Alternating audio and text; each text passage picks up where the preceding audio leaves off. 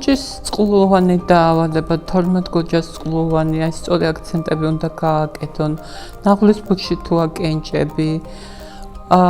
ამას გარდა, აი თუ არის რამე ისეთი სერიოზული ოპერაცია, სადაც დიდი რაოდენობით სისხლი დაიკარგა, სულ ერთია სქესი, შეიძლება იყოს მამაკაცი, მაგრამ კონდეს ფერიტინის პრობლემა. თუ არის მაგალითად რაღაცა ბავშვობიდან მოდის რაღაც სისხლთან დაკავშირებული პრობლემები, ონკოპაციენტები, რომლებიც გამოჯამთელდნენ, ონკოლოგთან შეთანხმებით ხდება, მეძუძური ქალები, ორსულები, ესენი რა თქმა უნდა არ არიან დაავადებული, მაგრამ დიდი სიფრთხილით უნდა მოეკიდონ ამ თემას.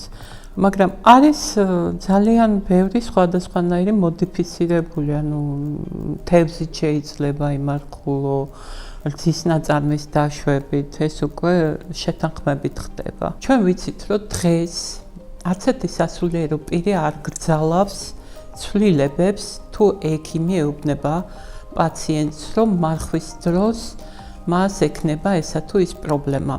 მე ჩემ პრაქტიკაში ასეთი არ შემხვედრია.